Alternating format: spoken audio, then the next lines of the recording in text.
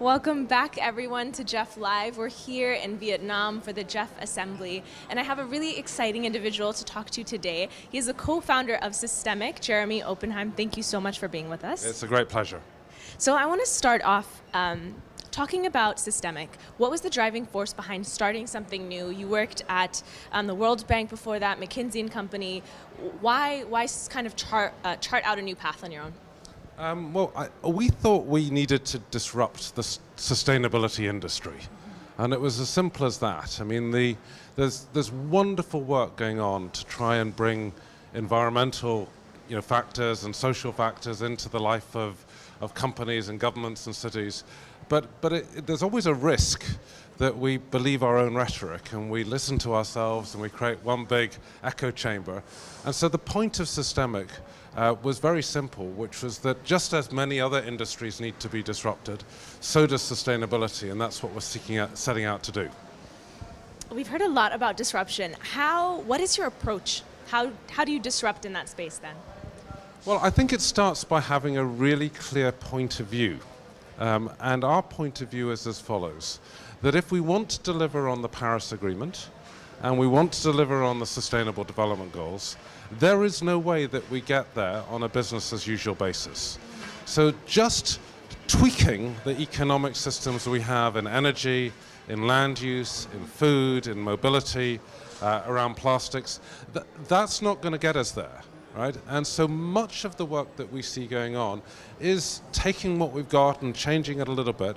Our view is you have to start at the other end, you have to take a systems perspective, you need to understand what it is that the systems that we have, our energy system, needs to deliver by the 10, 15 years time, and then understand just how big the change is and support a range of different institutions, public and private, right, to make big changes in what they do and to act as disruptors themselves. And that's the role that SYSTEMIQ has. All right, perfect. So now let's look maybe at a case study of what we can disrupt. And you're here in your role and involvement with the Food and Land Use Coalition at the GEF Assembly. Right. Can you tell us more about what that coalition does?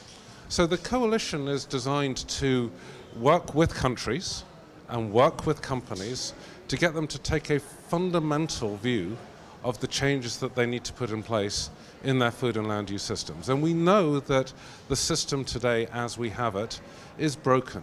Right? The system delivers, on the one hand, too much food in the world. In some sense, food is too cheap, right? And it's too cheap because it doesn't price in any of the environmental externalities. We're not pricing in its climate effect. We're not pricing in the biodiversity. We're not pricing in the water and soil health issues. So in many respects, the food we eat across the world is underpriced, and yet at the same time, we have two other phenomena playing out. One is that millions, hundreds of millions of smallholder farmers across the world live in conditions that are unacceptable. And on top of that, despite an overabundance of food in the world, which leads, as you know, to a third of food being either wasted or lost in the system, we have malnutrition, right, of both, very simple forms, people just going to bed hungry at night, but also forms of malnutrition where kids, of course, are not getting the right nutrients and getting the right of your, building blocks of life to help them grow and be, successful, productive citizens. So our view is that isn't an acceptable state of affairs.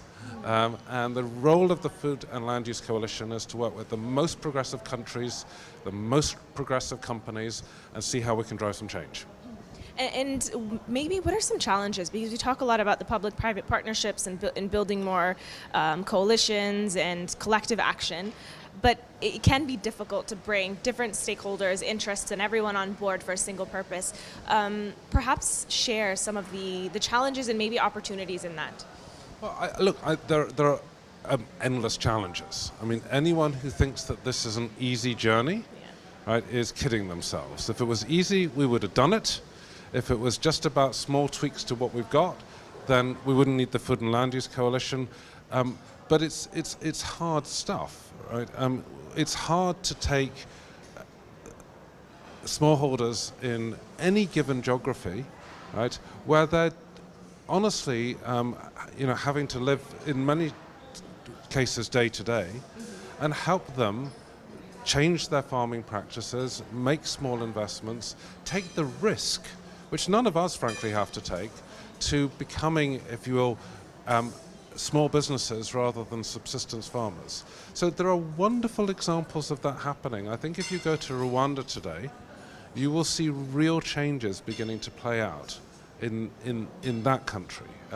If you were here in Vietnam, some of the changes that are happening and have happened to support smallholder farming across Vietnam have been tremendous, and their yields have improved and their incomes have improved, and we've seen them actually change successfully. So we have great examples on the front line of smallholders doing things differently with real support.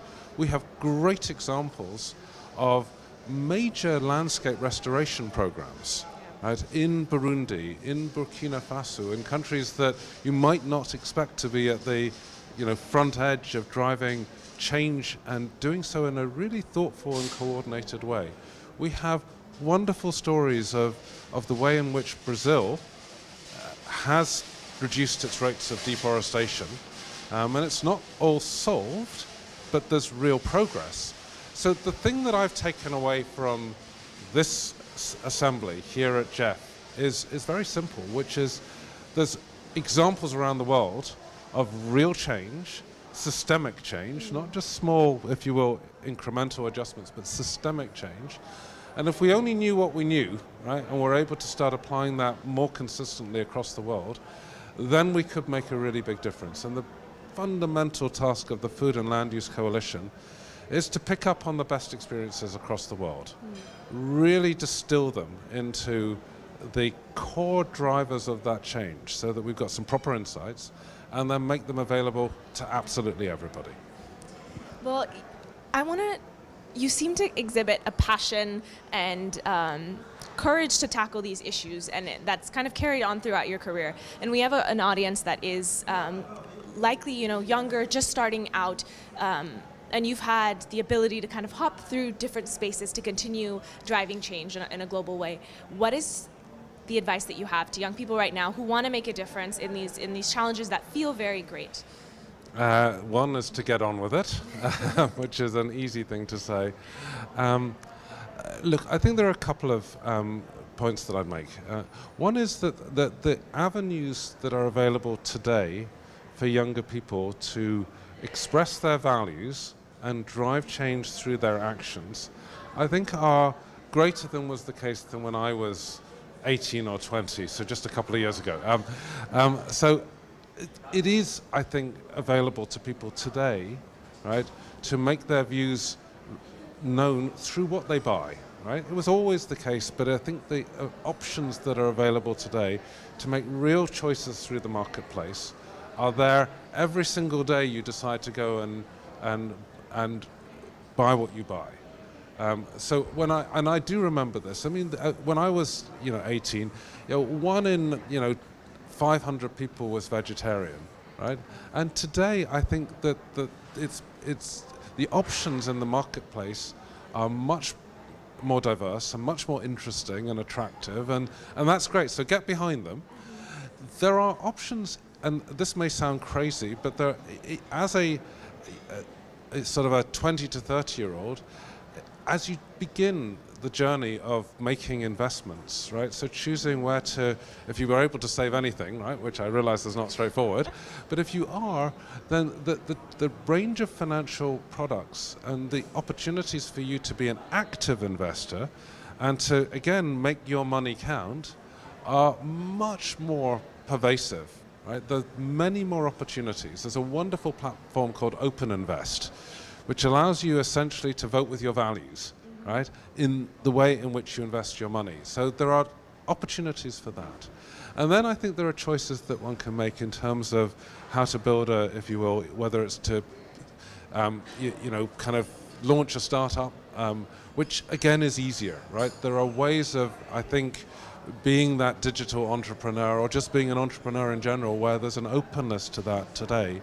And the chance to do that, not both in your own community, but actually to play globally quite quickly that are remarkable.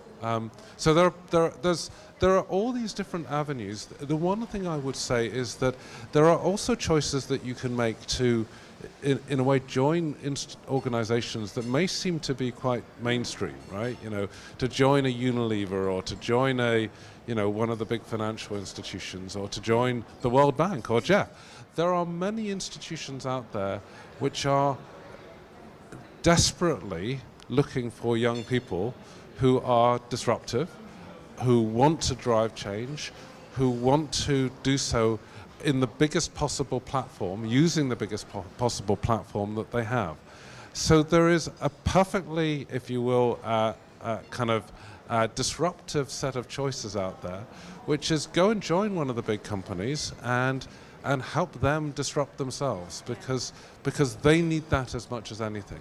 So I think that whether it's through what you do as an individual consumer and the choices that you make in your life, to how you invest, to what you spend your time working on, if you walk in with a point of view, if you have a perspective about the world that you want to be part of, then there never have been more options about how to make that a reality.